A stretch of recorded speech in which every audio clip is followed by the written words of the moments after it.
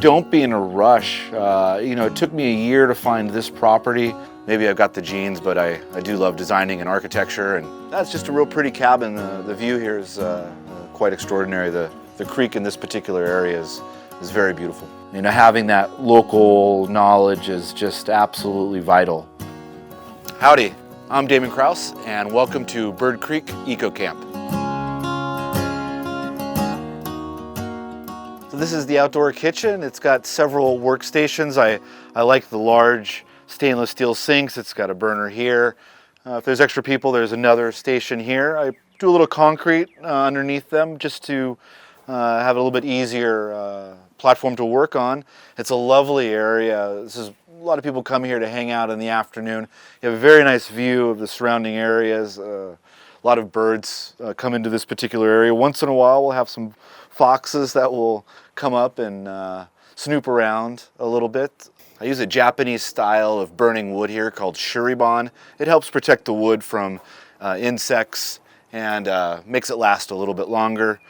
The bar here, it's just all rough sawn lumber. I just put it together and sand it, and it's just a simple outdoor place where people can spend time together in the afternoons and evenings usually.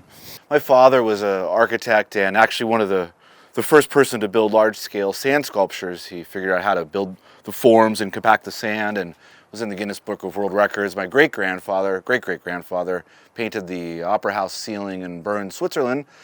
And lo and behold, maybe I've got the genes, but I do love designing and architecture. And we get quite a bit of rain here on the Cumberland Plateau, and what I realized in building this living roof is that I wasn't able to extend beyond the posts much because of the weight of the living roof, and so I'm going to have to come in and add a little bit of canvas on the edge here to protect these few seats on the edge of the bar. I think the stretched canvas with the burnt wood and the living roof all goes with that sort of Appalachian back to nature architectural style, so to speak. I don't use any paints on the project here. Paint is just kind of a maintenance nightmare, so my particular way of treating wood is mostly the shuribaning, where you burn the wood and then scrape it. It keeps the insects out of it and helps preserve it. I also use a fair amount of staining, especially areas that you won't touch. The staining is quicker than the shuriban, but anything that you might touch, I like to burn and scrape. And just keeping away from the paint, it allows me to really save time on the maintenance. You don't have any flaking paint anywhere, and it gives it a very natural, sumptuous feeling. Following the Appalachian or contemporary modern mountain architectural style, I do a lot of exposed copper. It does present problems in the winter, so you have to just be aware of having a system to drain it. All of my copper does drain, so if I have an evening that temperatures are going to go below freezing, I turn the spigot off, open up the faucets, and then allows all of the water to drain out.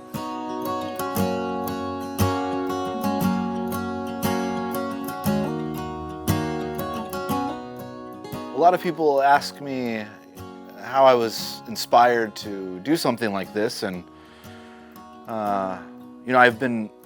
both my parents were entrepreneurs, and I've been an entrepreneur my whole life. I built a little boutique hotel and nightclub in Buenos Aires years ago, and remodeled an antique vacation rental there, and ended up coming back to the States and had a seafood import business for years, and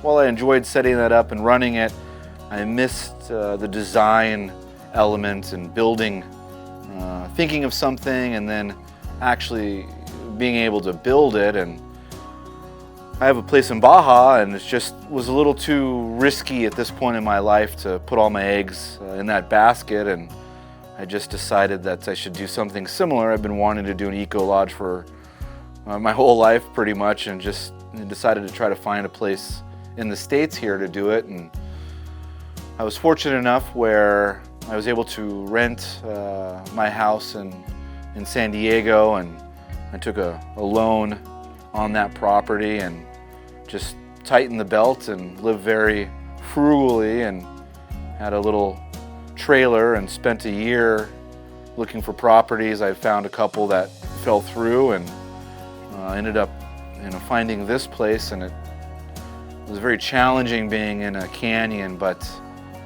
it gave me enough space and a beautiful setting that I figured I'd give it a try. And it's a little more than I thought I was getting myself into. It was definitely a bit off a pretty big chunk, but it's very important, I think, to really have a good list of how you approach things, what you do first, what you do second, what you do third. If you try to build a cabin before you have a bathroom, you're kind of working backwards. And so I think one of the real important aspects of this is, one, having the correct tools, having a great little tractor, having, be familiar with the chainsaw and things like that. And then, there's a list of, first you want to clear where you're going to build, and then,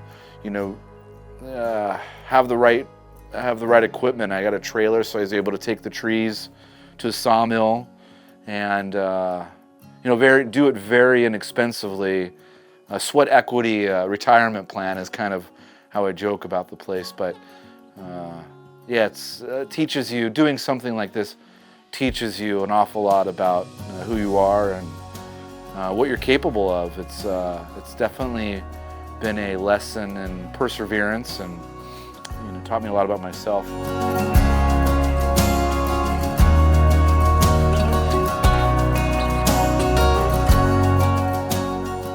This is the second cabin I built. It's the first one that's on the edge of the cliff with a creek view. I designed them with very few windows on the back side, just to give you some privacy. And a lot of the cabins here, I store tubes here. The creek is perfect for tubing. It's all stone lined and beautiful, and so we keep the tubes here ready. When you go down to the creek, you can grab them. It's got a little fire pit for the evenings, and come on in.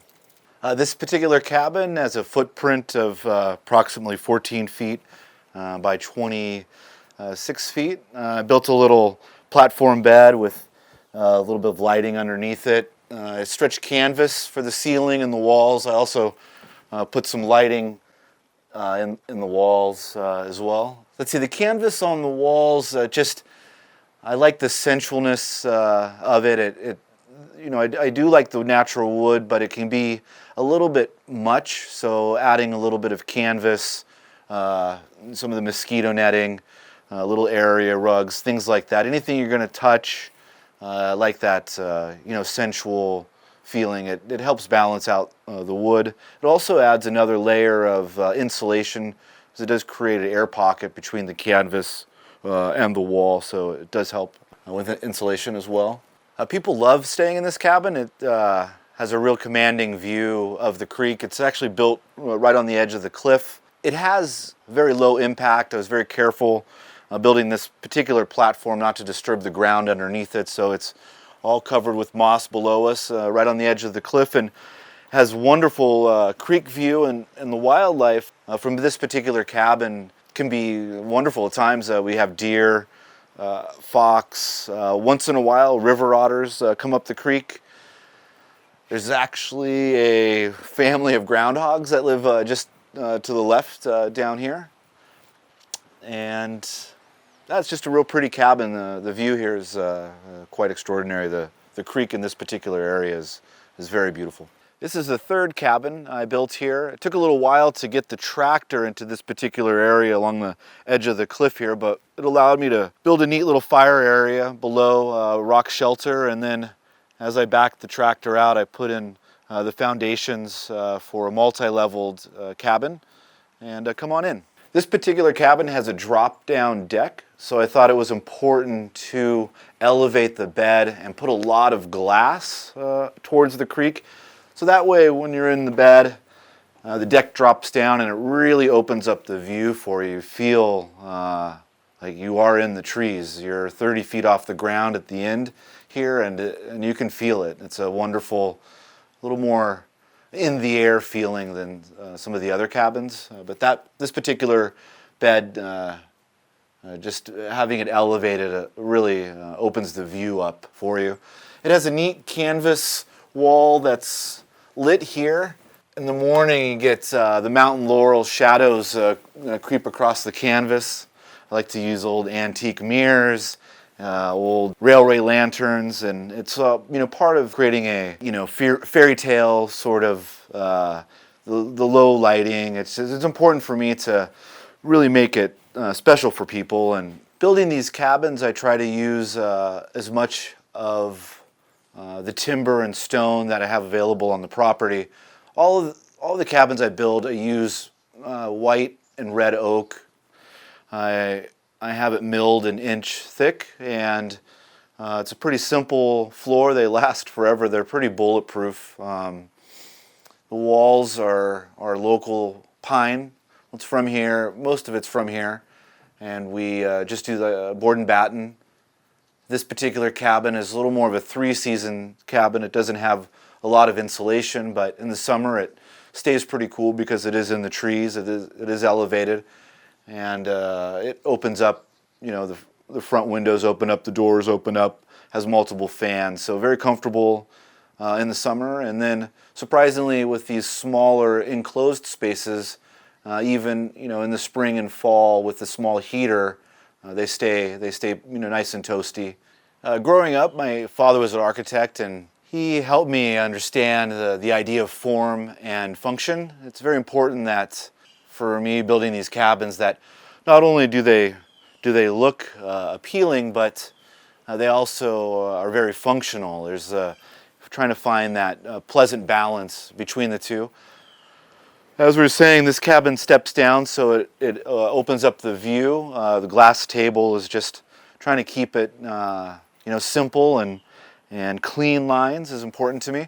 And it's down these steps here. It's got a wonderful little rock shelter with a fire pit area. And so of most of these cabins, this one is probably a little more integrated into the surroundings than some of the other ones. It's got a natural spring that flows underneath the cabin and comes out to the side. Just be aware when you stay here, some evenings the frogs can be a little noisy, but some people love it, and most people get used to it.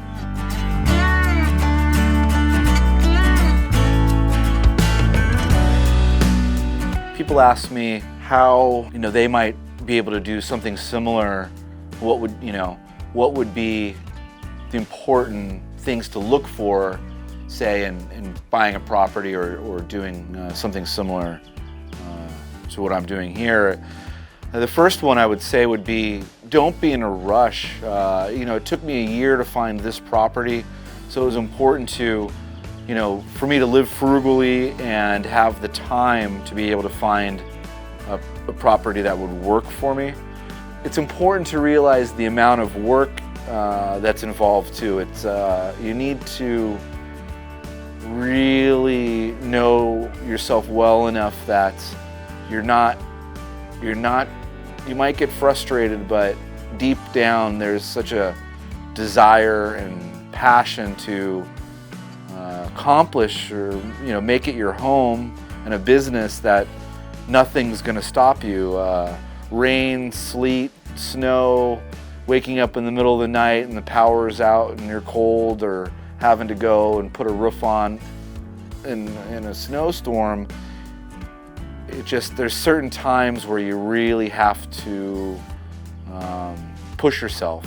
Once I got this place and was able to open it up and have people come and enjoy it and really have a wonderful experience and make great memories, that's really the most important reward. I think a lot of people might look at this as a business sense where you're going to make a bunch of cabins and make a bunch of money, but while it's important to be successful and have your business do well, it's so much more important to create something that people come and really make wonderful memories and enjoy. That's where, if you concentrate on that, the rest of the things will fall in line. It'll be successful.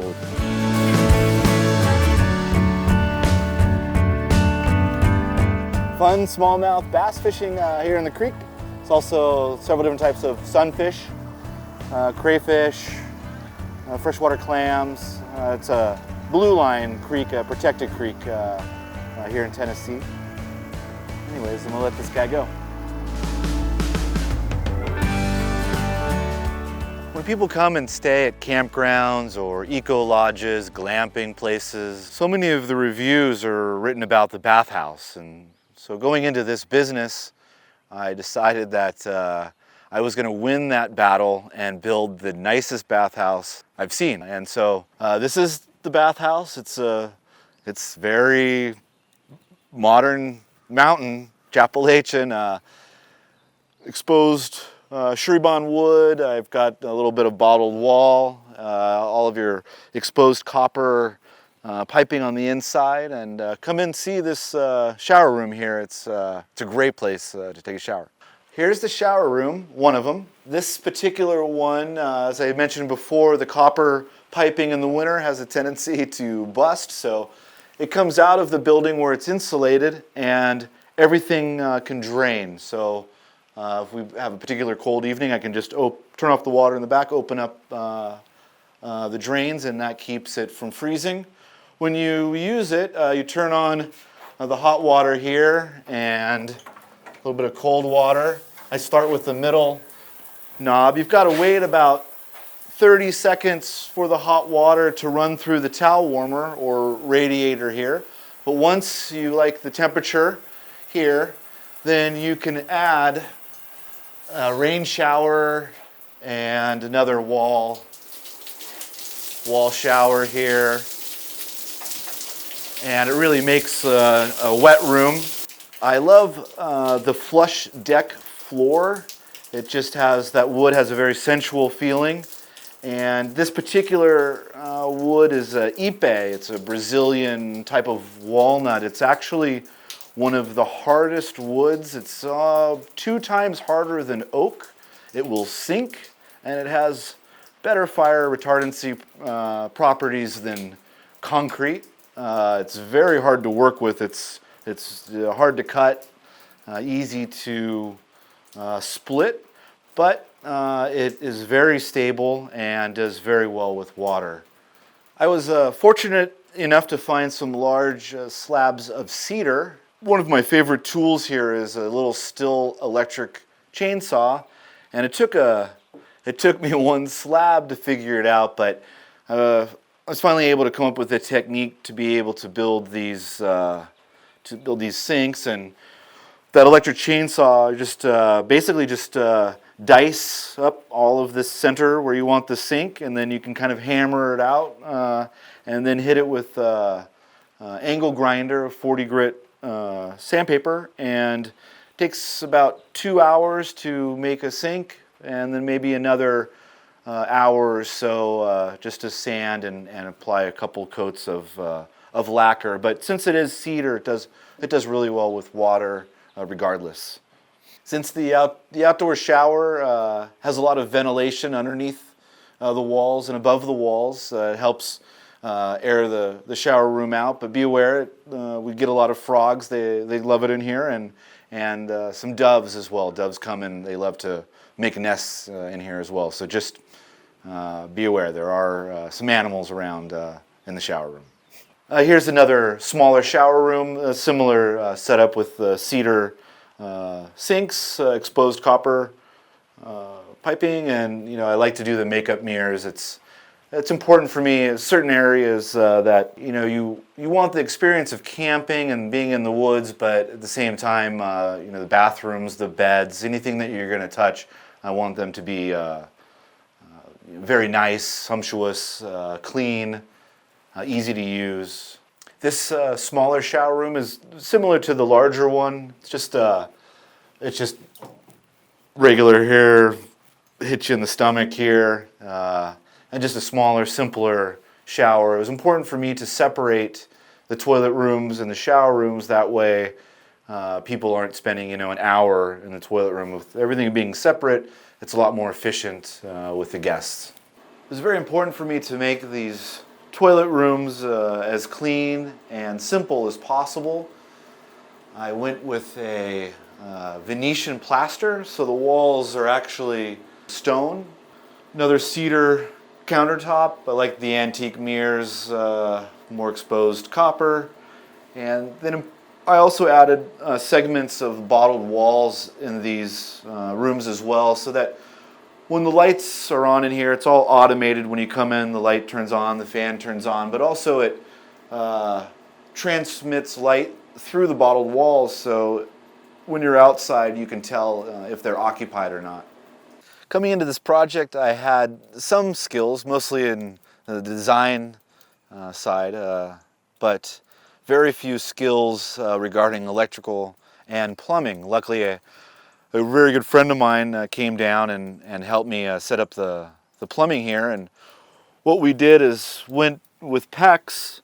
So what you're seeing here is a manifold that runs, it's basically a home run for each of these valves that you see there. They correspond with either a sink, toilet, shower. And so the beauty of it is that if something were to break in the bathhouse, I can just come in here and close off that particular valve. I don't have to shut down half the bathhouse or the whole particular room. I can just shut off that particular valve, do my repairs, and then turn it back on. It also allows me to throttle the water a little bit. Those particular sinks that you've seen that are built with the cedar bowls, if you have your faucet on full blast, they just splash everywhere. But people don't need a full, 100 gallons a minute coming out of the sink. So I can just throttle those sinks back to an appropriate amount of water coming out, and it makes for a less splashy, more comfortable hand washing experience. This particular manifold is just a wonderful thing because it gives you so much control over so many different aspects of the water distribution through the bathhouse. On a side note, when we poured the slab, we put 600 feet of PEX tubing in the concrete and set up a reservoir type radiant floor heating system. In the winter months, we run a environmentally friendly antifreeze through the flooring. It comes into the reservoir there so that the heater doesn't have to work as hard to heat it back up. And then, when it reaches 68, 70 degrees, the thermometer turns the pump on, and the pump pulls the water out of the reservoir, heats it up in the burner, and distributes it through the flooring. After 10 minutes, the flooring will heat up to that 68, 70 degrees, and the thermostat will turn the pump off, and then depending on the outside temperature, every hour or so, every couple hours, it'll turn on and keep the bathroom warm. And also too, heating the slab, it's a very, very efficient way to heat the whole bathhouse. It only consumes $5 or $6 worth of gas a month, and that's the bathhouse.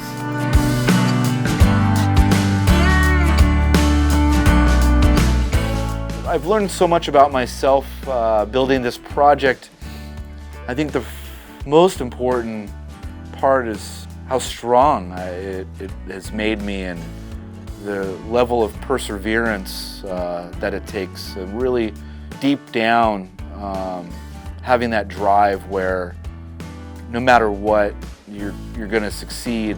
Another thing that I've learned is how to be flexible. You develop a certain skill set with different tools. You learn the forest, you learn the trees, the stones, how to move them around with the tractor and not get hurt.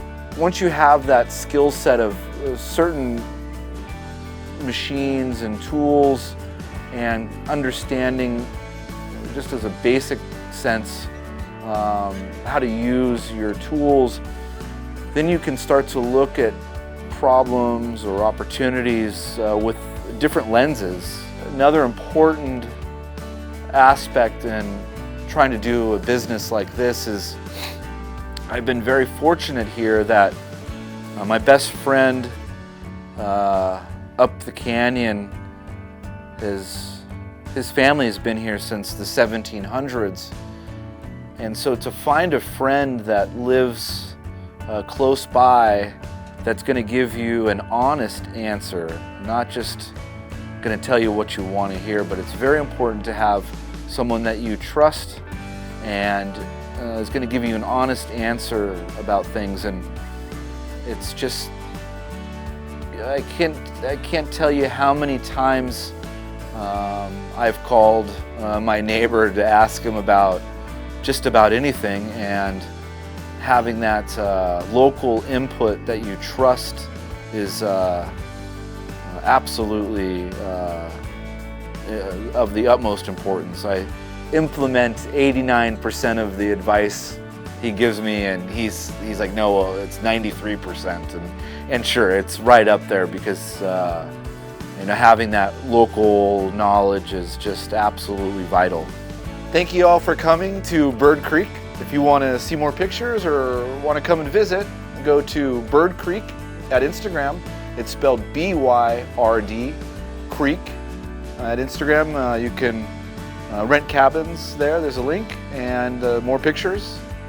And hope you enjoyed, and hope to see you soon. Thanks.